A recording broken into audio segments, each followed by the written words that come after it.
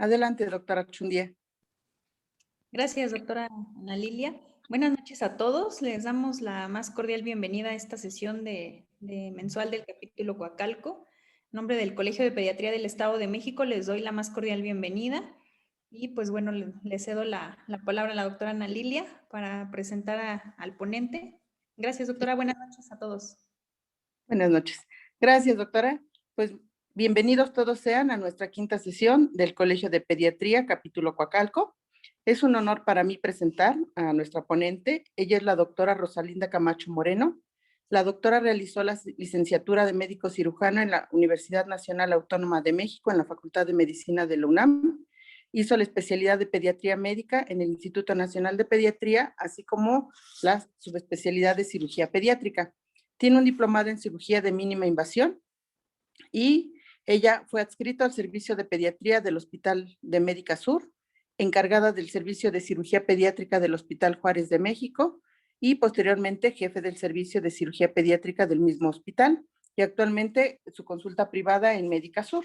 Ella es miembro activo de varias sociedades y asociaciones, tanto pediátricas como de cirugía pediátrica. Ha sido ponente en varios congresos y cursos de actualización en temas de cirugía pediátrica y es un entusiasta de la educación continua. Además, quiero felicitar a la doctora Rosalinda y a todos sus colegas cirujanos pediatras porque ayer se celebró el Día del Cirujano Pediatra. Y ella nos va a presentar el tema de criptorquidia. ¿Cuándo y por qué llamar al cirujano pediatra? Gracias, doctora Rosalinda. Bienvenida. Okay, pues muchas gracias por la tan linda presentación de mi persona. Les agradezco mucho la invitación y pido una disculpa por no haber podido dar la sesión el día que habíamos quedado, pero tuve un problema personal. Iniciaré diciéndoles que este tema es como el Alka-Seltzer. Creemos que todos sabemos cómo funciona, cómo darlo, pero realmente desconocemos muchas cosas de él. Todos, el objetivo realmente de esta plática de hoy es, no tengo intención, ¿no?, de venir a dar una clase de lo que es la criptorquidia, porque sé que ustedes son expertos y ven mucho a los pacientes. Solo va a ser como un recordatorio del término como tal, de las variantes, y donde me voy a enfrescar un poquito más es cómo debemos de evaluar estos pacientes, cuándo tenemos que enviar una valoración, por qué es importante que los enviemos a una valoración y saber perfectamente cuándo se deben de corregir, ya que estos últimos motivos o objetivos de la plática es la causa principal por la cual estos pacientes son referidos en etapas tardías y ya con un daño testicular importante.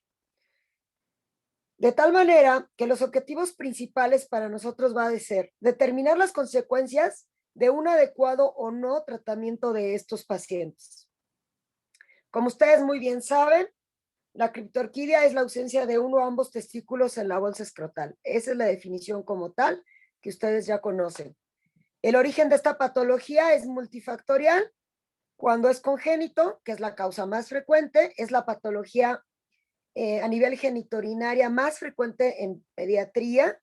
Es por ello que es muy importante que nosotros que nos dedicamos a esta área la dominemos perfectamente. Y existe una mínima cantidad de porcentaje que es adquirida, que es porque el cremaster tiene una gran actividad o porque les hicieron una cirugía a los pacientes, pero esto es lo menos frecuente. Dentro de las causas, como ya les expliqué, es desconocido. Se han asociado todos estos factores. La embriología, que ya tiene años, que yo creo que nosotros la estudiamos y la gente más joven la tendrá muy presente. Si ustedes recuerdan, entre la sexta y séptima semana de vida, existen unas células bipotenciales que gracias al estímulo del gen SRI empiezan a desarrollarse como testículo. Esto sigue progresivo, después las células de Sertoli empiezan a producir el factor inhibidor de Müller y esto hace que se regresen los conductos de Müller, que son una parte importante para el desarrollo posterior de lo que será el testículo. Ya en la novena semana, las células de Leydig están produciendo testosterona. Y esto es uno de los factores importantes que sabemos que influyen en el desarrollo de las estructuras de Golgi, que darán después el epidídimo y el conducto deferente. También sabemos que si hay una alteración a nivel parácrino, esto es, a nivel de los andrógenos, la dehidrotestosterona como tal, y la hormona gonadotrofina coriónica, alguna alteración en estos nos pueden dar una criptorquidia. De crecimiento como tal, sabemos que como tal la placenta actúa en intensificar la liberación de hormona gonadotrofina coriónica. Esto estimula el feto y esto estimula factores para que haya un descenso. Y como tal en mecánicos tenemos una hormona que ustedes recordarán que se llama descendina, que tiene un factor muy importante en el desarrollo del gubernáculo, y el gubernáculo es el que hace que el testículo baje entre el octavo y noveno mes de gestación. Se han asociado otros menos importantes como los estrógenos, el péptido relacionado con el gen de la calcitonina y los niveles de estradiol. Esto último, ustedes dirán, bueno, ¿por qué no lo está dando? Bueno, porque dentro del manejo de la criptorquidia mucho tiempo ha estado en controversia el uso de hormonas, y ahorita vamos a ver justo esta parte, si sirven, no sirven, o qué es lo que pasa con ellas, porque hubo un boom en que se usaron y después un boom en el que no. Lo cierto es que actualmente, 17 de mayo de 2021, la causa de una criptorquidia es totalmente desconocida.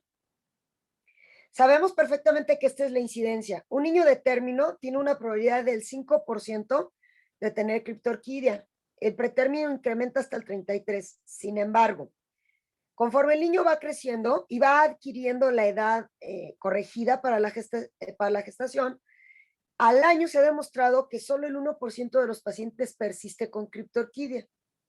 Si hacemos un análisis del descenso testicular, miren, el 33% el 70 a 77% de los pacientes sabemos perfectamente que a los 3 meses de vida van a descender esos testículos que no han bajado. A los 6 meses, ya solo 6.9 logran descender. Después de los 6 meses, doctores, los testículos que no descienden no lo van a hacer. Esto es muy importante que empecemos una valoración quirúrgica, porque no van a descender. Sabemos que en esta raza el desarrollo del descenso es más tardío, pero nunca se alarga más de los 6 meses. Y esta es la incidencia que, una vez vuelvo a reiterar, que persiste en los mayores de 1 año y que puede persistir hasta la vida adulta. Y ustedes se preguntarán, ¿de veras hay adultos que tienen criptorquidia y no los diagnostican? Sí. Hay un alto porcentaje de pacientes con cáncer testicular que llegan a consulta porque tienen un aumento de volumen a nivel inguinal y detectan que es un paciente que tenía criptorquidia, nunca se hizo el diagnóstico y terminaron teniendo un cáncer. Entonces, a nosotros como pediatras, yo sé que a ustedes les parecerá algo ilógico, pero créanme que existe. Sigue existiendo esta patología sin diagnóstico.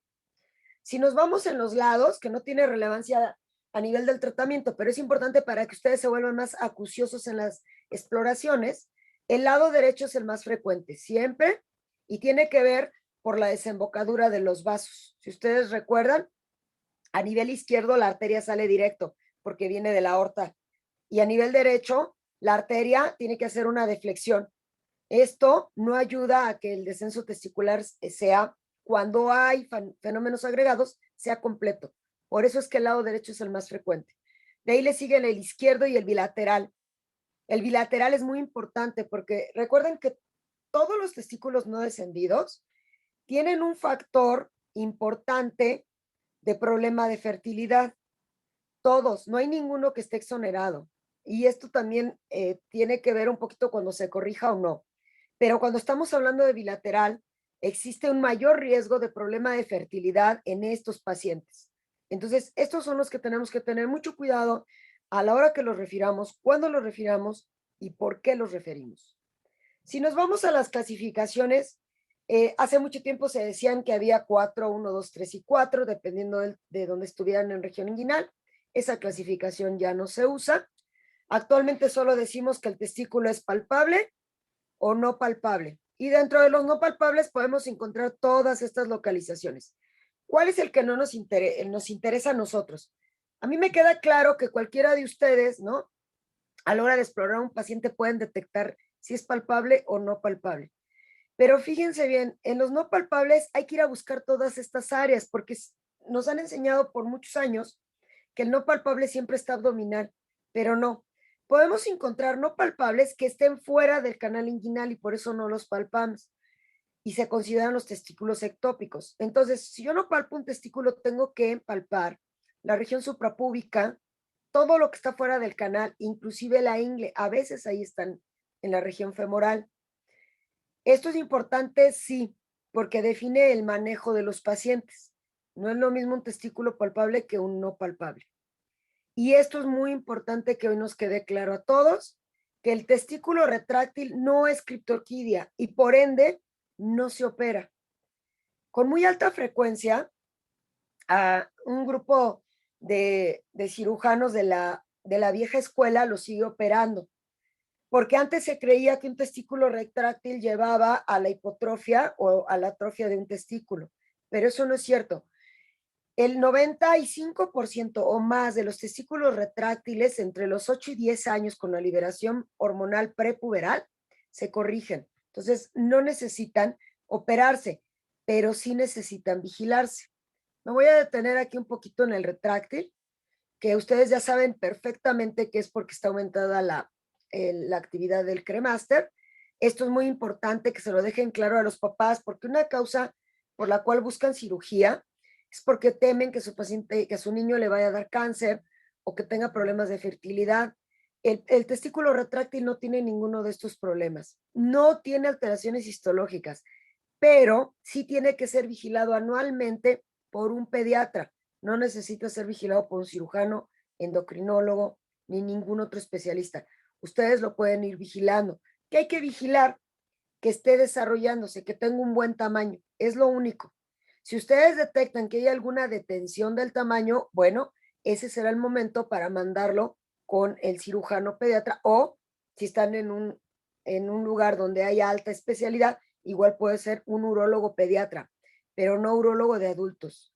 Los urólogos de adultos o los cirujanos de adultos no tienen ya ni sensibilidad para tratar a los pacientes pediátricos, aun cuando hayan en su entrenamiento, en el caso del urólogo general, visto criptorquidias, no tiene experiencia y sus guías de manejo son muy diferentes a las que podemos usar en pediatría.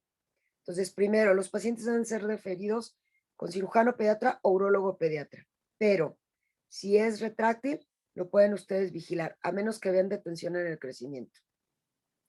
¿Cómo voy a hacer el diagnóstico de esto? Esto es muy importante, pues cómo sé si es retráctil o cómo sé si es criptorquidia. Primero, lo primero es que no lo veo, ¿verdad? Y entonces interrogo con la mamá o el cuidador primario. Siempre preguntan esto. Ahorita con la pandemia no está pasando mucho, porque la mayoría de niños ahorita los están cuidando los papás. Pero en época normal, si ustedes tienen un nivel considerable de pacientes, sabrán que los cuida la abuelita, la nana, en la escuela, pero los papás se la pasan trabajando en una alta proporción. Entonces hay que preguntar quién es el cuidador primario, quién lo baña. Y a este hay que preguntarle si alguna vez ha visto el testículo abajo o no. Esto es muy importante. Porque si ustedes, el puro susto, cuando le quitan el pañal al niño se le sube. ¿Sí? Entonces, pregúntale, ¿lo has visto o no? ¿Cuántas veces a la semana los ves abajo? ¿Cuándo lo has visto arriba? Nunca lo has visto abajo. Esto es fundamental. ¿Y ustedes cómo lo exploran? Justo como está la imagen. Yo tengo que hacer una tracción gentil de donde está el anillo inguinal y voy bajando mis dedos sin despegarlos. Los voy bajando, los voy bajando. Si yo logro tocar el testículo y quiero saber si es una criptorquidia o un retráctil, dejo 15 segundos el testículo aquí fijo en el escroto. Esto hace que el reflejo cremasteriano se venza. Si es un retráctil, yo lo voy a soltar y ahí se va a quedar. Y después puede ser de 1, 2, 3 minutos, se vuelve a subir, no pasa nada. Ese es un testículo retráctil. Pero si después de 15 segundos de yo tenerlo hacia abajo, como está aquí, se vuelve a subir inmediato, eso es una criptorquidia. Si yo hago esta maniobra y no lo palpo, esta es otra estrategia. Tratar como de ver dónde pelotea, ¿ok? Esa es otra. Pero esto es muy importante para que ustedes distingan una criptorquidia real de un retráctil, ¿ok? Y bueno, la otra es que ustedes van a encontrar los pliegues del escroto en una criptorquidia se encuentran más disminuidos o planos o inexistentes en el escroto en el que no está. Ese es otro dato indirecto. Entonces, esto es lo que yo tengo que hacer con un paciente que llegan y me dice que no le tocan, que la mamá le dice, no le veo el testículo. Yo, ¿qué tengo que definir primero? Tengo que definir si es palpable, claro, si es unilateral o no palpable, ¿ok? Ahora, lo que yo les decía, si ustedes lo bajan 5, 10, 15 segundos y se queda, se vuelve después a subir después de un minuto, este es un testículo retráctil. Si yo lo bajo, inmediatamente se sube, criptorquidia, ¿sí? Si el testículo ni siquiera lo logro descender, ni siquiera, criptorquidia. No lo palpo, es bilateral. Está asociado a hipospadias. Fíjense, este es de las alteraciones de criptorquidia bilateral no palpable la más severa. Si se asocia a hipospadias, hay una alta probabilidad de que tenga una alteración del desarrollo sexual. Y este paciente debe de ser enviado a un hospital de alta especialidad para que sea abordado con cariotipo, tiene que ser valorado con un genetista, con un urólogo pediatra. Entonces, para que se den ustedes un poquito cuenta hasta dónde puede ir un testículo que no palpamos. Si el testículo es unilateral, no lo palpamos, podemos referirlo con un cirujano pediatra o un urólogo, pero es muy importante que desde el primer mes, segundo mes o cuando lo detectemos no nos esperamos, lo enviamos. ¿Qué estudios podemos hacer? Muchas veces nos han dicho que el ultrasonido es el estándar de oro. No, el estándar de oro es la exploración. El ultrasonido no me ayuda para hacer el diagnóstico porque yo a este paciente le pongo gel y con el puro gel el estímulo se va a subir. Entonces, de veras hagan un poquito de memoria y todos los pacientes que ustedes les han mandado ultrasonido para ver si tiene criptorquidia, yo le apuesto que todos les dicen que tiene criptorquidia. O en algunos centros criptorquidia, ¿verdad? Porque la ponen con E. Entonces, no la manden por esa. ¿Por qué mandamos? Bueno, lo mandamos cuando efectivamente no palpamos el testículo para ver si lo puede encontrar el ultrasonografista. Y si no lo encuentra, esto nos habla de que puede estar cursando con un testículo intraabdominal.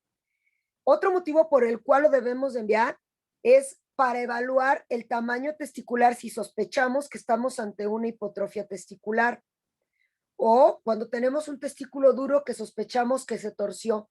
Eso es cuando tenemos que enviar los estudios, pero no para hacer el diagnóstico. TAC y resonancia en Estados Unidos y la literatura china, asiática que ustedes lean están referidos. Aquí en México ustedes saben que los recursos son limitados.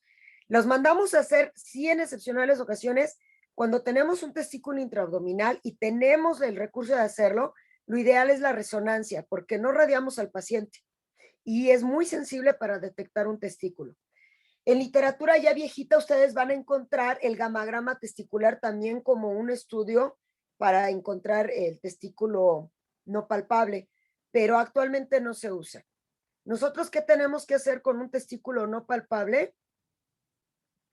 Si el ultrasonido nos dice que no lo ve tampoco, nosotros tenemos que hacer una laparoscopia y no tenemos, claro, el recurso de una resonancia, tenemos que hacer una laparoscopia diagnóstica para descartar un testículo intraabdominal, ya sea evanescente, esto quiere decir que es un testículo que inútero o se torció o no se desarrolló y no existe, solo vamos a encontrar los vasos, o encontramos un testículo intraabdominal al cual hay que tratar.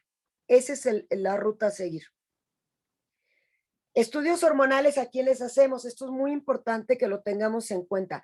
En todos los pacientes que sospechemos alteración del desarrollo sexual, se los tenemos que hacer. Actualmente las guías del 2016 de urología, las guías americanas dicen que si el paciente tiene criptorquidia bilateral con testículo no palpable, o sea, intraabdominal, tenemos que hacer este estudio hormonal. Y yo les pregunto, ahí se los dejo a su consideración, ¿cuántas veces han visto pacientes con criptorquidia bilateral no palpable y que se los hayan pedido? Y entonces algo estamos haciendo mal, porque las guías desde el 2016 dicen que hay que hacerlo, porque muchos pacientes, ellos hicieron estudios de 20, 30 años y vieron que algunos pacientes en los que se les bajó el testículo el pseudotestículo intraabdominal. Cuando llegaron adultos no se desarrollaban, y entonces vieron qué estaba pasando. Y cuando hicieron biopsias testiculares y vieron niveles hormonales, vieron que lo que se había descendido era un ovotestis. Y a veces los pacientes inclusive tenían cariotipo XX. Entonces hay que tener mucho cuidado con estos pacientes, que a veces los vemos un poquito a la ligera. Estos pacientes tienen que ser enviados en un hospital de alta especialidad, o si hay el hospital a nivel privado tienen la forma de hacer todo esto, es importante que lo hagamos, no lo tomemos a la ligera, porque eso puede hacer la diferencia con nuestros pacientes.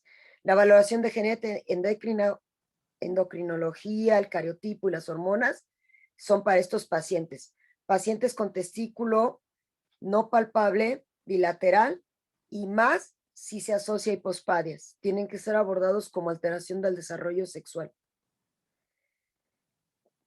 Podemos tener alteraciones asociadas en estos pacientes, como pueden ser estas que están ustedes viendo, y las cuales estas tres, un simple ultrasonido no lo puede detectar, o en el momento de operar al paciente las podemos encontrar. Las hipospadias, esas las encontramos en el momento de la exploración. Y miren cómo no es tan noble. Una criptorquidia la podemos encontrar con estos síndromes, con lo que ya les he dicho, alteraciones de desarrollo sexual. Estas son las menos frecuentes. Siempre las más frecuentes van a ser estas de aquí, que afortunadamente podemos hacer el diagnóstico. En el caso de la hipospadia es preoperatorio, y en el caso de que no contemos con un ultrasonido, lo podemos hacer perfectamente en el momento de operar. Entonces, ahora sí, ¿cuáles son los objetivos de nuestro tratamiento? Primero, el primer objetivo de cualquier criptorquidia en cualquier parte del mundo es optimizar la función testicular. Esto es, que mi paciente, después de mi tratamiento, tenga una adecuada fertilidad y un adecuado nivel hormonal. Y esto ha sido de las cosas más controversiales que existen en la medicina. Es más, actualmente siguen existiendo artículos en los cuales siguen debatiendo el uso hormonal o no hormonal.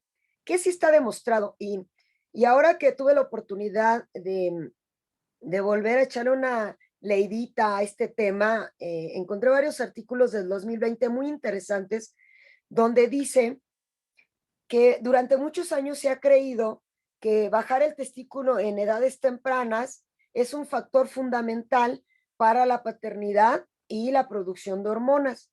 Sin embargo, hay un grupo de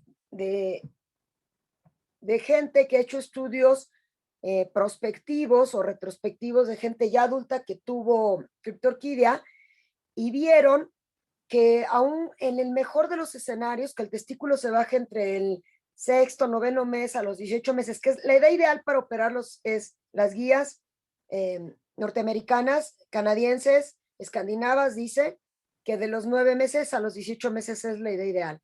Y durante mucho tiempo creímos que un paciente que se operaba en estas edades iba a ser un paciente al cual le podíamos asegurar una adecuada fertilidad y una buena producción hormonal.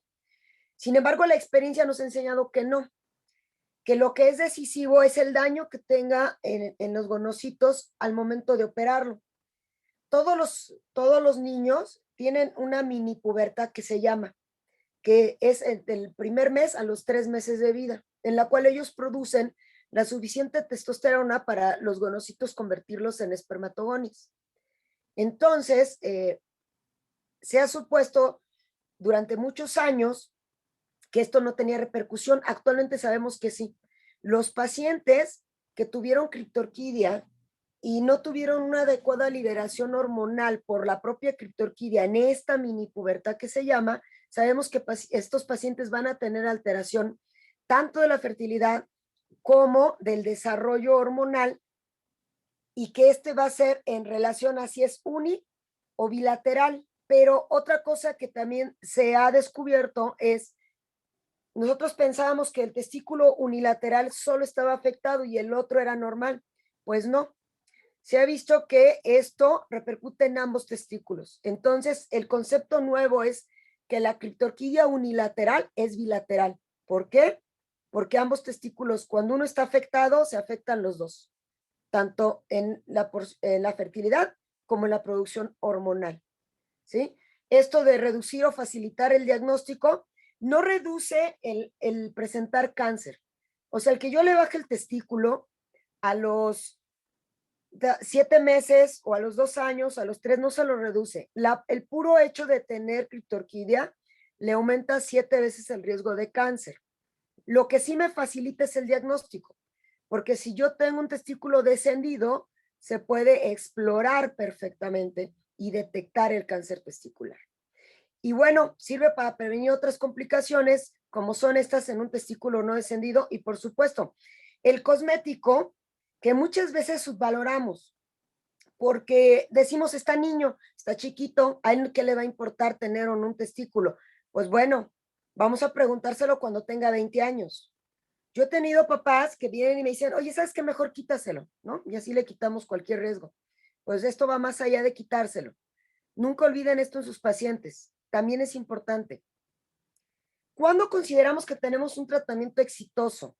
A corto plazo, siempre ver el testículo abajo, ¿no? A los papás dicen, ay, ya se le ve bonito. Ven que está creciendo. Dicen, ah, bueno, y la mayoría hace un año de seguimiento. Y dicen, no, bueno, todo está, este chavo lo operamos al año, el testículo hermoso, pero este chavo a largo plazo lo vemos de adolescente y resulta que el testículo no creció. Nadie lo siguió, ni el pediatra, ni el cirujano, ni nadie. No lo enviaron con nadie porque interrumpieron al año el seguimiento. Entonces, el testículo criptorquídico es un testículo que se debe vigilar de por vida, idealmente por su médico de base. Si tiene su pediatra, cada año que vaya lo tiene que vigilar. El cirujano, idealmente, por lo menos es un año. Pero es un paciente que no se debe de dejar a la larga. Hoy, por ejemplo, les voy a decir lo que pasó con un paciente que hoy valoré.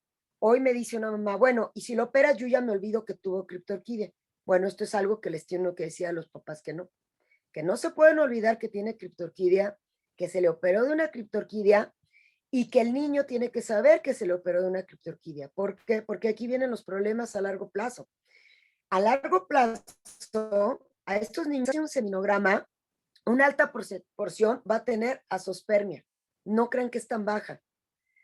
Cuando yo me formé hace 1000 años luz, ¿no? De cirujana, decían que un testículo criptorquídico tenía 25% de probabilidad de tener infertilidad y uno bilateral hasta el 50%, pero actualmente no. Actualmente sabemos que casi todos los testículos criptorquídicos van a tener en mayor o menor grado problema de producción de espermatozoides, de tal manera que las guías sugieren que en los pacientes ya adultos se les haga esto para ver qué tanta repercusión tuvieron o no. Y hay otras guías que dicen que se deje crecer al niño y si tiene problemas de fertilidad, en ese momento se le hagan estudios. Entonces, como pueden ver, es una patología que no se debe de olvidar, que no es de ya pasó, ya te la corrigieron y se acabó. Porque esto a largo plazo hay que ver la repercusión o no que nos dio. Estas son todas las opciones de tratamiento que ustedes van a encontrar descritas. La hormonal, la que casi a todos creo que nos han dicho en algún momento de nuestra vida, que es la hormona gonadotrofina coriónica. Los análogos de esta hormona, la luteinizante es otra, ¿sí? Y el quirúrgico. Bueno, hace muchos años a todos los pacientes que tenían criptorquidia decían que había que darles una prueba hormonal, ¿no? Y se les ponían ciertas unidades de hormona gonadotrofina coriónica y entonces veían que a los pacientes les bajaba el testículo y decían, ah, bueno, es un éxito este tratamiento. Después hubo gente que estudió un poquito más a estos pacientes y dijo, bueno, es que los que bajaron no eran criptorquidia. Todos los pacientes que bajaron es porque eran testículos retráctiles y pues claro, respondieron a la hormona. Y luego se empezaron a hacer biopsias de estos pacientes que bajaron y vieron que la hormona no es tan noble, porque la hormona causa microhemorragias testiculares, por un lado, causa alteraciones a nivel del pene, causa erecciones en el paciente, puede aparecer vello púbico en el paciente, puede haber alteraciones en la piel, entonces no es tan noble. Entonces se empezó a hacer su desuso y después se dijo, bueno, se usa para estimular el testículo criptorquídico y también se empezó a usar. Y actualmente esta ya no se usa. Después surgió los análogos de la hormona, también tuvieron su boom.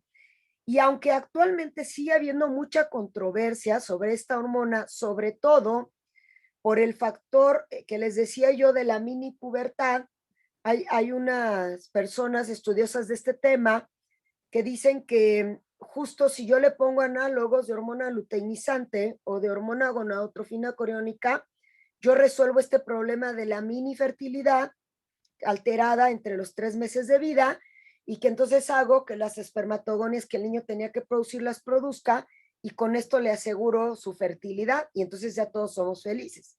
Pero como yo les acabo de decir, esto no funciona así, porque estas hormonas le generan secuelas para siempre al paciente, como le digo que puede ser las erecciones no controladas, vello púbico, cambios en la piel. Entonces, las guías no autorizan que se usen actualmente. Hay gente que todavía en casos excepcionales las debe usar, pero no debe de ser algo de uso común, que sí mucha gente en el ámbito pediátrico las usó. Yo espero que en 2021 ya muy poca gente las use. Hablando quirúrgicamente, aquí no hay duda. Si nosotros palpamos el testículo, todo testículo palpable uni o bilateral, nosotros esta es la forma en cómo lo tenemos que operar, abierto, ya sea al lado del escroto o con una incisión inguinal. ¿De qué depende? Si yo le hago un ultrasonido a mi paciente y me dicen que no tiene hernia, yo le puedo hacer una incisión paraescrotal y corregírselo. Si yo le hago un ultrasonido y me dicen que tiene hernia o que tiene un hidrocele, yo le hago un abordaje inguinal. Y todos estos que ustedes están viendo son para los testículos no palpables. El testículo no palpable intraabdominal, les hacemos esta cosa que se llama Stephen Fowler, que no es otra cosa más que en un primer tiempo entra uno por la paroscopía y corta los vasos y solo deja el deferente con su arteria. A los 6 meses volvemos a entrar y hacemos el descenso porque esperamos que se forme una irrigación colateral por el gubernáculo.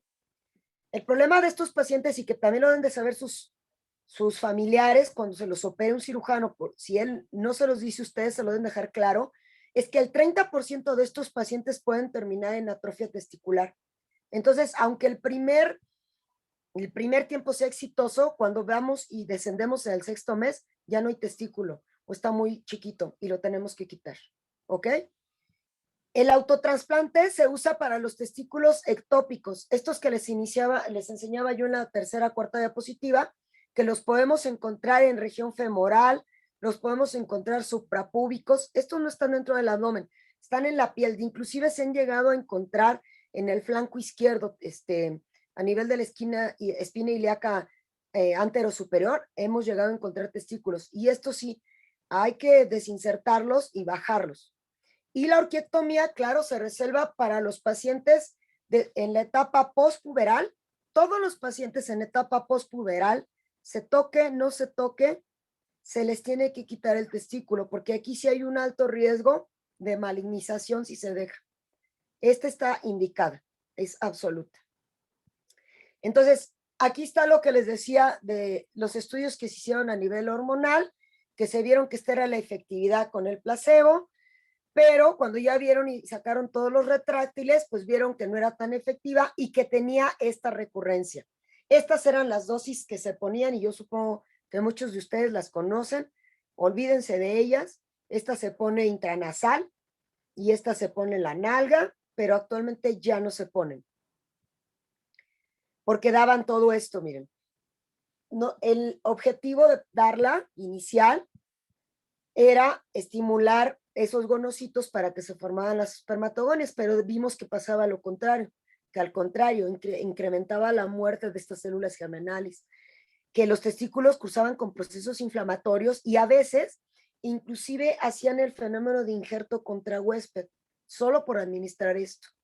Y esto a la larga nos llevaba a una disminución testicular, a liberación de radicales libres y a pérdidas testiculares.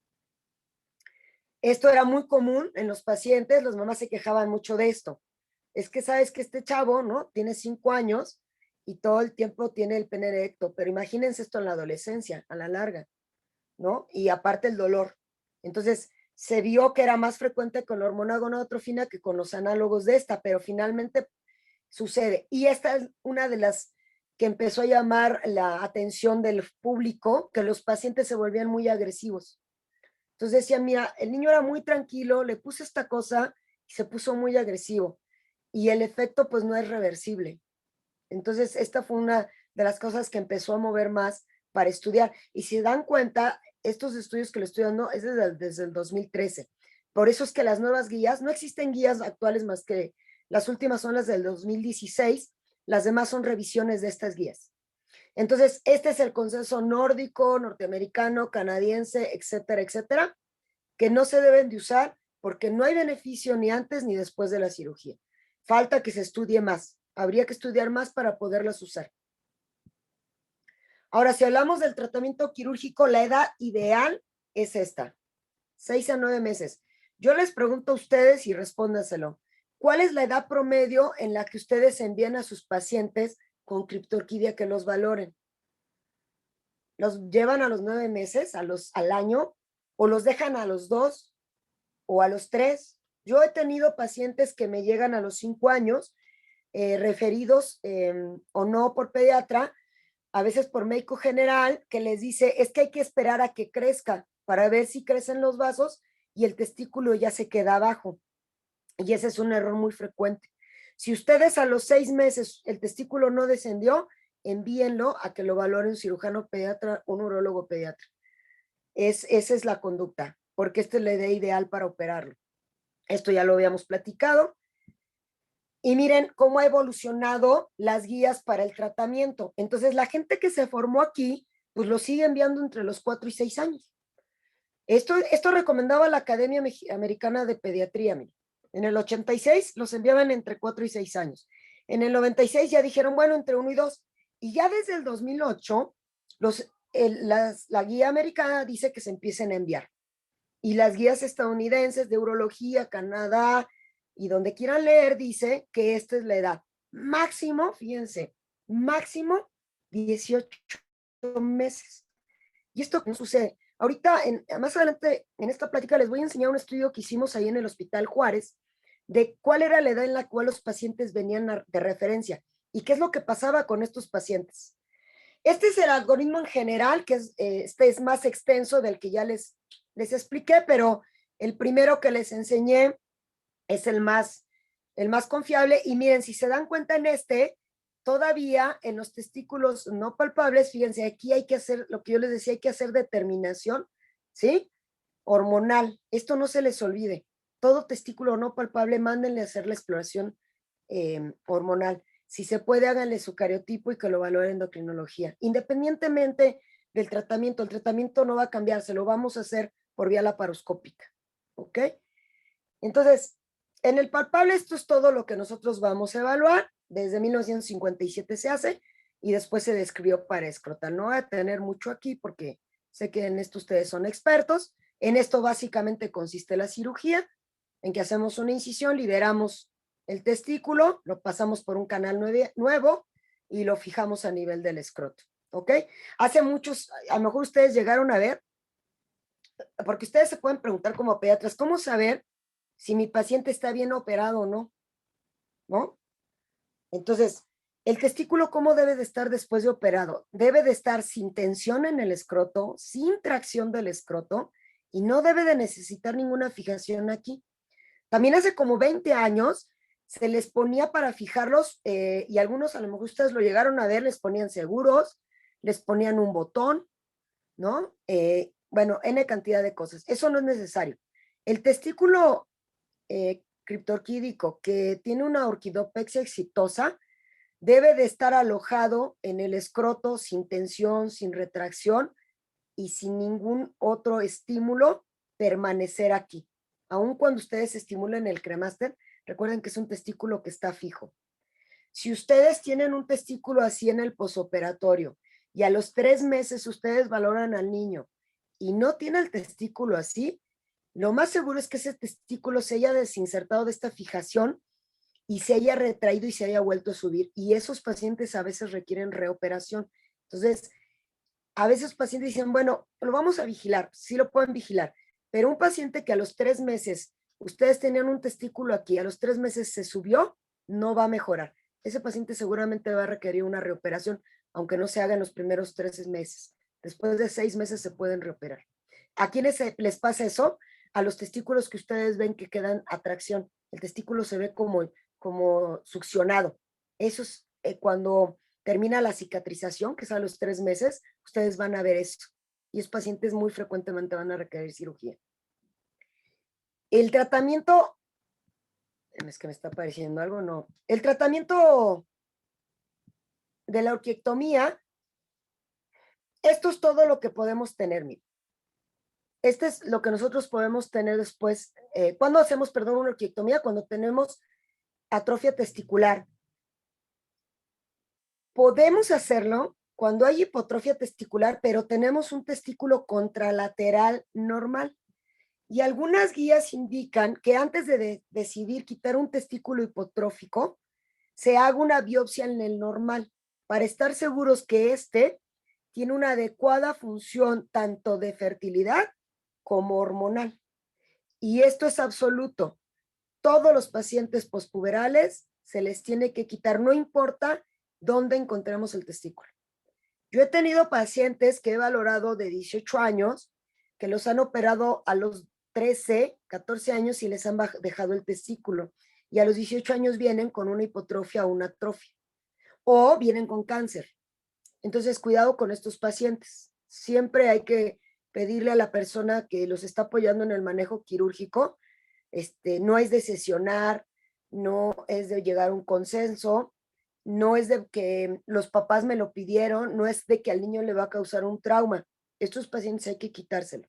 Claro, hay que preparar psicológicamente al paciente para esto, porque no es lo mismo que le quitemos el testículo a un paciente de 2 años que a un chico en la pubertad. Y eso es algo que también se nos olvida mucho como médicos. Nosotros sabemos cuáles son las indicaciones como médicos clínicos y médicos quirúrgicos y olvidamos esta parte del paciente. Y es muy importante que si nosotros no, y la verdad, nosotros el 99% me atrevería a decir no tengo preparación y ahora un paciente que va a perder un órgano, hay que enviarlo, hay que mandarlo a una preparación prequirúrgica para que él pueda asimilar esta pérdida. Y es muy importante, ¿eh? No lo hacemos. La mayoría de nosotros no lo hacemos. ¿Ok? En el no palpable, bueno, esto ya se los expliqué por la paroscopía y podemos encontrar que se llama testículo evanescente o no viable. Este es un testículo que muy probablemente inútero se torció y nosotros cuando entramos ya nada más encontramos los vasos. De cualquier modo, entramos y quitamos esos vasos por el riesgo de que pudieran tener alguna célula que pudiera malignizarse. Pero si se dan cuenta es lo menos frecuente como causa de testículo no palpable. Esto es un poquito reforzando lo que vamos a hacer, pero ya lo platicamos y lo que ya les expliqué del Stephen Fowler, en qué consiste realmente. 3 a 6 meses se hace. Quiero entrar en esto. Miren, en estos pacientes que se les hizo la orquidopexia primaria, fíjense cómo no están bajo el grado de atrofia. Y eso que en este estudio no vieron a qué edades particularmente se operaron, solo vieron el total de pacientes que se operaron, tanto en Estados Unidos como Brasil, Corea. Y entonces al total de pacientes, estos tuvieron 1.83 de atrofia, en el mejor de los casos. Cuando se les hizo el primer tiempo de Stephen Fowler, miren hasta dónde subió la atrofia, que yo les decía, 1/3 de los pacientes. Entonces, esto nos ayuda a no generar falsas expectativas con los pacientes, porque a veces les decimos, no, mira, lo van a meter por la paroscopía, le van a dar un tiempo segundo y se va a corregir. Pues no, los papás tienen que entrar conscientes de que de 10 pacientes que operemos, en 3 o 4 se va a perder el testículo. ¿Ok? Y son estudios bien demostrados ya. Y si nos vamos al segundo tiempo, ok, la libró en el primero. Miren el porcentaje de atrofia. Y consta que no estamos hablando de edades en que los operamos. ¿Ok? Entonces, en cuanto a la localización, el éxito, que yo ya les decía que para nosotros éxito, ¿no? Tiene que ver con fertilidad y con producción hormonal. Esto es lo que podemos tener, mira. El abdominal 74, claro, sí se hace antes de los 18. Esto es en la edad ideal, ¿no? 18 meses. Y el parescrotal, que es el que tiene mayor tasa de éxito, porque generalmente estos son testículos que no están asociados a hernia, que generalmente están en el tercio medio e inclusive en el tercio inferior del escroto, no tienen tanta exposición a la temperatura. Si bien se ha visto que la temperatura, antes creíamos que la temperatura era el principal factor de riesgo para la alteración hormonal y de fertilidad. Como bien saben ustedes, a nivel escrotal la temperatura del testículo está a 35 grados, a nivel inguinal a 36 y a nivel abdominal en 37. De ahí que se surgió la teoría de muchos años, pues que claro, dejábamos el testículo de temperatura a 1 grado mayor o a 2 grados en el intraabdominal y que esa era la causa de la falta de desarrollo de los espermatogones. Hoy ya sabemos que sí tiene que ver, pero se agrega también una alteración a nivel de la mini pubertad que se desarrolla en los primeros 3 meses y que el testículo, como no está escrotal, hay alteración a nivel de estas hormonas. Las consecuencias en todos los pacientes, miren, 6 meses al año de edad ya sabemos que todos estos pacientes ya van a tener alteración en la fertilidad. ¿Qué tanto? No lo sabemos, porque para poderlo saber necesitaríamos tener una biopsia de cada testículo que se pexie. Y eso no lo hacemos por default, ni por protocolo, ni está indicado en las guías. Pero hay gente intrépida que sí ha sugerido que a todos los pacientes se les biopsie, lo cual la gente que se organiza para hacer las guías nunca han llegado al consenso que se haga. Pero la única forma que nosotros tendríamos de asegurarle una fertilidad o el porcentaje de fertilidad que tendría el paciente sería biopsiando todos los testículos. El cáncer que ya habíamos visto, la hernia inguinal, más que una consecuencia, es una complicación de la cirugía, ¿sí? Por algún error técnico. La torsión igual, ¿no? A la hora que estamos descendiendo ese testículo se pexia de forma inadecuada y se tuerce. Y este testículo, pues si no se hace un diagnóstico oportuno, se pierde. El cáncer testicular, hay reportes hasta del 10%. Miren el riesgo relativo que lo incrementa, ¿no? En los pacientes que se operaron en los 18 meses, antes de los 18 meses, este fue el riesgo relativo de padecer cáncer testicular de 2.8. Y en los pacientes que se operaron después del año, 6 meses, incrementó hasta 8. ¿Sí? Entonces, por eso se llegó a esta conclusión. Este es el cáncer más frecuente, el seminoma. Y lo que sí sabemos, a diferencia de la fertilidad y la producción hormonal, que sabemos que el otro, aunque esté abajo, tiene cierta afección, aquí sí, el testículo contralateral no tiene ningún riesgo de cáncer cuando el paciente tiene clitorquidia unilateral. Ahí sí no, ahí no se lo pasa como en el otro caso, ¿sí? Si hacemos los estudios, miren, hay estudios en Suecia de todos estos años, todos estos son los pacientes que ellos estudiaron y este es el porcentaje que tuvieron. Si a un paciente lo operaban, en este estudio, si a un paciente lo operaban menos de los 13 años, el riesgo estaba aquí. Pero miren cómo se subía en el pospuberal, hasta 5.4, ¿ok? Entonces, por eso, a raíz de estos estudios es que se empezó a tomar como guía terapéutica el quitar los testículos. La fertilidad, que ya vimos en qué es lo que realmente se altera, y todos los pacientes sabemos que tienen en mayor o menor grado un azospermia o oligospermia o tienen problemas de motilidad de espermatozoides. ¿Sí? Esto es lo que pasa, miren, con los pacientes de la fertilidad. En un paciente sano, nosotros tenemos una probabilidad de paternidad del 93%.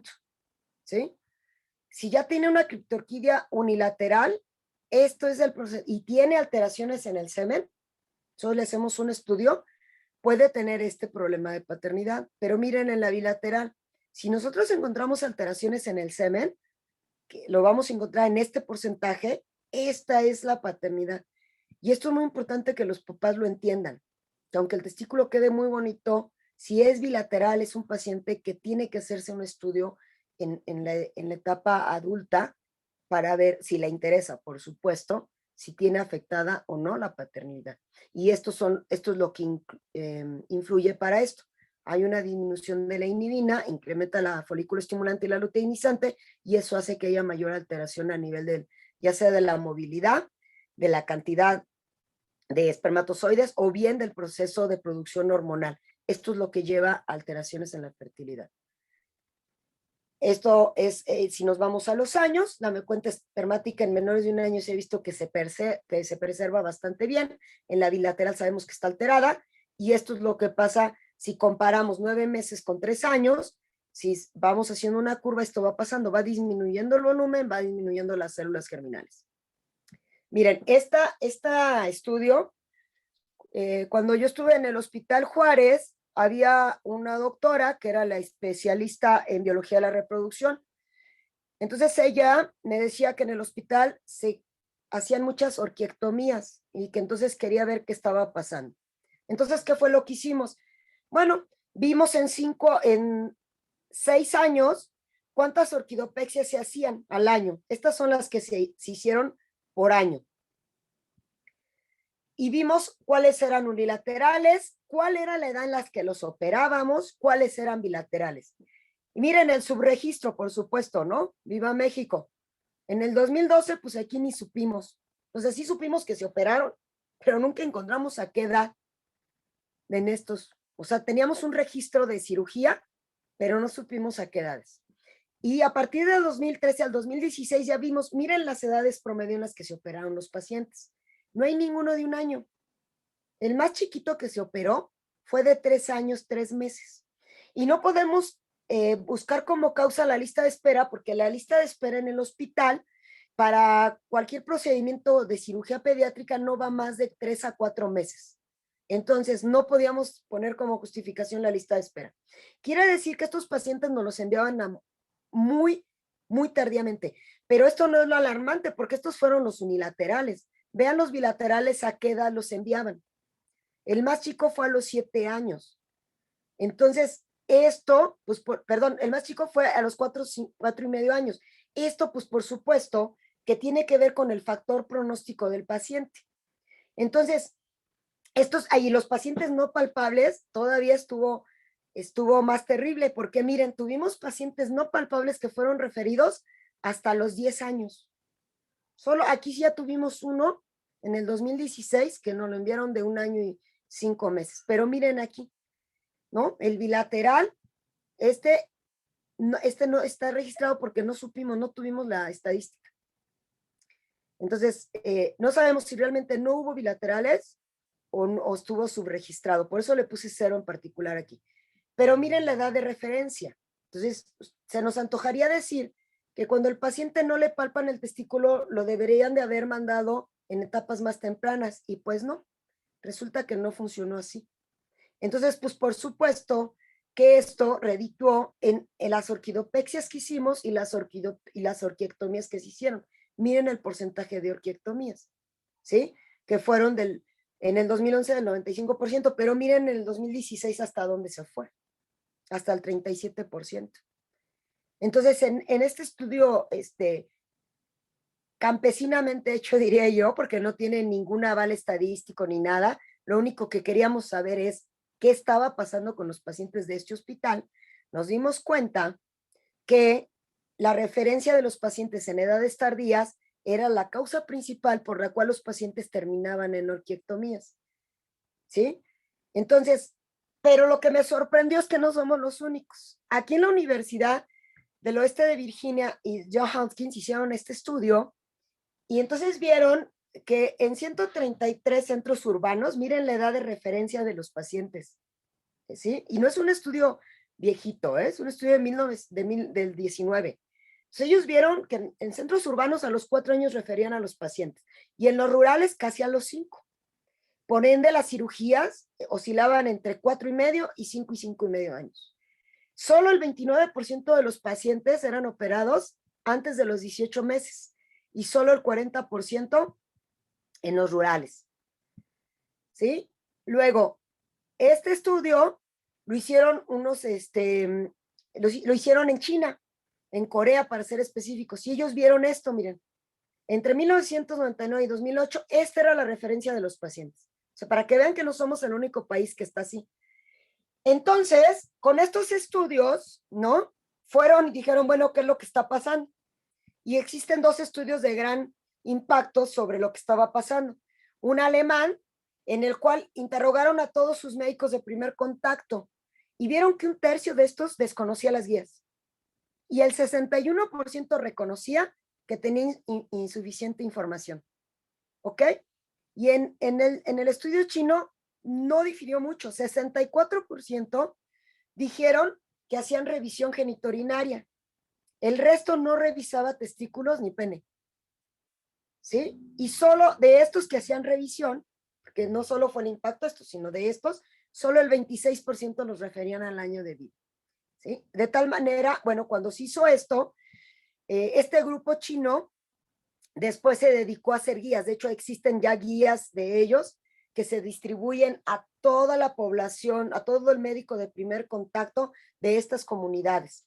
Pero todavía no hay un estudio de la repercusión de esta educación que se les está dando actualmente. Habrá que esperar a ver qué arroja la reeducación de los médicos de primer contacto para con estos pacientes.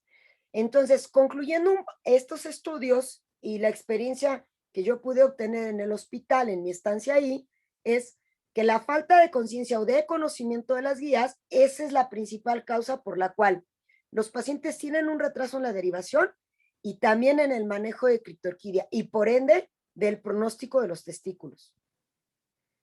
Todo esto es muy importante, tanto no hacer la exploración genital como no hacer un seguimiento de los pacientes que tienen, en el caso de testículo retráctil o en los casos operados de criptorquidia, también genera un impacto en lo que vamos a ver a futuro en los pacientes.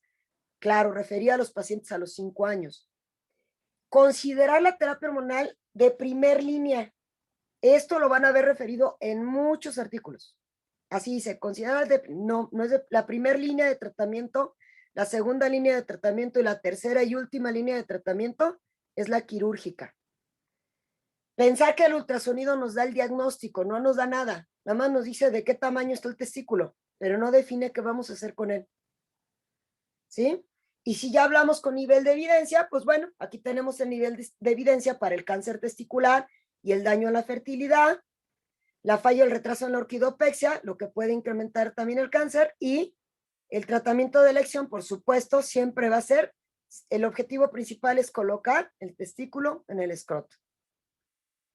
Las recomendaciones que se hacen y que con grado de validez estadística A es que no les ofrezcamos tratamiento quirúrgico a los testículos retráctiles, porque en muy altas ocasiones a mí me ha tocado que me dicen, es que hay que operarlo para que se tranquilicen los papás, ¿no? Pues no existe una indicación hasta ahorita en las guías que diga, opérenlo para que se tranquilicen los papás, mejor hay que hablar con los papás y convencerlos de que no la necesitan, pero sí hay que vigilarlos anualmente hasta la pubertad. ¿Ok? Hay que evaluar a los recién nacidos, todos tienen que ser revisados, y los que tienen criptorquidia bilateral no palpable, fíjense, recién nacidos, desde este momento tienen que ser enviados a un centro especializado para la alteración del desarrollo sexual. ¿Ok? Y en el caso de testículos no palpables sin evidencia de alteración, o sea, ya le hice el hormonal, ya le hice el cariotipo, ya lo bioendocrino, ahora sí, entro y le hago la laparoscopia para ver si le puedo hacer el Stephen Fowler o no. Y esto me va a evitar estar bajando ovotestis en pacientes en que no debía de haberlos bajado. Bueno, esto sería toda la presentación. Déjenme dejar de compartir. No sé si tengan alguna pregunta, duda, inquietud, inconformidad, queja. Gracias, doctora Rosalinda. Vamos a ver si hay alguna pregunta en el chat. Nos comentan, pues, excelente presentación, muy didáctica, felicidades. Y igual que de los hospitales públicos que llevan un protocolo de vigilancia, pues es el Hospital Juárez de México, donde llevan el seguimiento de cirugía pediátrica, genética y de endocrino. Estoy esperando alguna pregunta más o comentario. Y yo sí tengo una duda, doctora. Y adelante, doctora. Sí, en los pacientes que nos comentas se le hace el seguimiento de cirugía pediátrica hasta el año, ¿tienen algún porcentaje como de recidiva de esos que recaen, como nos comentaba? ¿Hay algún porcentaje contemplado?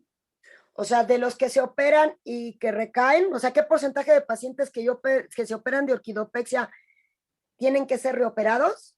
Así es. No, hay un subregistro. No hay un registro oficial de ello. Ok, sí, le comentaba porque precisamente ahorita con todo esto de la pandemia y las circunstancias que estamos viviendo, en la consulta me ha tocado ver pacientes que se operaron y pues ya no llevaron el seguimiento pues de cirugía pediátrica, por lo menos en esos primeros meses, y han llegado y ya no está el testículo en el escroto, o sea, entonces va de regreso otra vez ese paciente y pues obviamente ahorita también pues difícilmente van a tener acceso a nuevamente una intervención, ¿no? Así es. Fíjate, esto que me acaba de decir es muy importante porque justo esto de quién hace el seguimiento, es que esto es como la papa caliente. Los operan y luego ¿quién los vigila? Nadie los quiere vigilar. Y se lo estoy diciendo porque endocrinólogos de hospitales públicos me han hablado y me dicen, oye, ¿y quién lo sigue? Pues honestamente, ¿quién lo tiene que seguir? Pues quien lo operó, ¿no? Pero lamentablemente, a veces los cirujanos son de paso, ¿no? En los hospitales hay mucha rol de médicos, pero yo lo que les digo, ustedes como pediatras, que hacen el seguimiento anual, porque de repente el cirujano dice, ay, cada año no lo voy a estar citando, que es incorrecto, porque deberíamos de citarlos cada año hasta la adolescencia. Pero ustedes pediatras hagan el seguimiento anual. No necesitan ultrasonido, es solo inspección. Pueden usar las plantillas estas que ya venden para tamaño testicular por edad. También con ese se puede ir haciendo. Pero créanme que cuando un testículo disminuye de tamaño es muy notorio. Es más, la mamá le dice, ¿sabe qué, doctora? Yo ya vi que ese testículo no creció. Les voy a decir cuál es el problema, que no hacemos seguimiento de los pacientes hasta los 2 años, le decimos a la mamá, ¿no? El primer año tienes que venir cada mes. Y el segundo año les decimos cada 2 o 3 meses. Y la mayoría del seguimiento pediátrico se va perdiendo entre los 2 y 3 años. Y luego ya le dicen, pues tráemelo cuando esté enfermo. Díganme cuántos de ustedes tienen seguimiento pediátrico anual de niños de 8 o 10 años, honestamente. Se los llevan cuando están enfermos. Entonces, el mensaje aquí es ese. Un paciente que tiene criptorquidia, ya sé que ustedes lo vigilen o su cirujano, es un paciente que tienen que ver cada año. Decirle a la mamá, tú ya tu agenda cada año te tengo que ver, porque no va para el control de niño sano, va a vigilarse un testículo. ¿Sí? Si su cirujano ya no lo vigila, porque a lo mejor muchos de estos pacientes a veces son vistos a nivel privado y son operados a nivel institucional o viceversa. Pero lo importante aquí es que el médico de primer contacto, que en muchas ocasiones son ustedes, no pierda el seguimiento del paciente, porque ese es la principal causa de pacientes de orquídea que terminan con cáncer o terminan con atrofias que de adultos desarrollan el cáncer, que perdieron el seguimiento de alguno de los médicos que lo veía en ese momento. Así es, doctora. Pues le manda felicitaciones el doctor Armando González, la doctora Berta Soria, el doctor Luis Arenas, excelente presentación, la doctora Alejandra Muench. Las dudas se fueron resolviendo durante el curso de la plática de la doctora Araceli Valdés, muy valiosa la información. Excelente ponencia, doctora Camacho. Un tema muy importante por la frecuencia del padecimiento, nos compartió lineamientos muy prácticos y de gran utilidad. Y nos pregunta la doctora Alejandra Muench que si además de la falta de crecimiento testicular, hay algún otro dato clínico que nos haga sospechar de alteraciones testiculares. No, no, solamente que haya detención. No, cuando hay detención podemos suponer que hay alteraciones a nivel de la fertilidad y hormonal. Pero si no hay detención, nosotros podemos tener testículos de tamaño exactamente normal y cuando llega la edad adulta empiezan a tener problemas de fertilidad y entonces ya se les estudia y se ve que tienen problemas con la motilidad o con la cantidad de espermatozoides. Ahí en el Hospital Juárez lo que se hizo, que espero siga actual, es que por default a todos los mayores de 18 años les hacíamos el estudio de espermatozoides para ver qué tan afectado estaba. Yo creo que es obligatorio en pacientes que tuvieron criptorquidia bilateral, para que ustedes puedan darle un pronóstico de fertilidad a los pacientes. Ok. Y nos pregunta la doctora Betty Silva, aparte del comentario de muy buena presentación y actualizada, en el caso del testículo retráctil, ¿hasta qué momento dejará de serlo? En etapa prepuberal, por eso se siguen hasta, ve que les dije, se siguen hasta la pubertad, porque cuando viene la liberación hormonal, ya se queda abajo. O sea, el cremaster disminuye su hiperactividad con la liberación hormonal y se quedan abajo. Todos, es más, la mayoría entre los 8 y 9 años del testículo retráctil ya se queda abajo, ya no necesita más vigilancia. ¿Cuándo dejar de vigilarlo? Cuando yo ya vi que el testículo ya no se sube. que la mamá le dice, no sabes que ya siempre lo tiene abajo. Ese es el momento de dejar de vigilar un testículo retráctil. Ok, ¿y hay algún papel que tenga el realizar un ultrasonido Doppler en el seguimiento? No, el ultrasonido Doppler se hace cuando tenemos una disminución de testículo de tamaño, de volumen como tal, que dicen lo tiene más chiquito, se lo hacemos para ver si qué tanta tiene de irrigación, para ver si la alteración fue por problema de irrigación o tiene una buena irrigación y solo fue un testículo que ya bajamos dañado y como les digo, no hacemos por protocolo una biopsia. Y esa nos permitiría detectar los testículos dañados que no debimos de haber bajado. Ok, y una pregunta más. En el paciente que encontramos calcificaciones, microcalcificaciones testiculares, Muy buena pregunta. uh, Muchos años se creyó que las microcalcificaciones testiculares predisponían a cáncer testicular. Y entonces se decía que había que hacerles cada año a estos pacientes un ultrasonido y marcadores tumorales. Actualmente se sabe que no. Sí hay que hacerles uno inicial cuando tenemos el diagnóstico de microcalcificaciones y lo después es vigilancia, que se toque el testículo del paciente, si hay endurecimiento o algún cambio en la morfología, se mandan a hacer estudios, si no, no es necesario. sí, también son hallazgos que hemos encontrado. Y lo van a encontrar, es muy frecuente en testículos criptorquímicos que se descienden en edades tardías, hacen microcalcificaciones. Y sí, muchos años, estoy hablando por lo menos unos 10 años atrás, se decía que estos testículos predisponían a cáncer, pero la nueva literatura ha visto que no predisponen y no hay necesidad de hacer un seguimiento, solo uno inicial. Ok, pues siguen las felicitaciones y yo creo que quedó todo muy claro porque ya no hay más dudas. Pues le agradezco por su expresión. Creo que nos vamos todos a casa con muy buenos puntos a manejar en nuestra consulta diaria y pues les agradecemos. Y los invitamos a nuestra siguiente sesión del capítulo Coacalco, que va a ser el martes 8 de junio, y vamos a tener un tema de adicción en adolescentes. Bueno, pues agradezco a todos su participación. Buenas noches. Muchas gracias a todos. Gracias por la invitación. A ti, doctora. Adiós.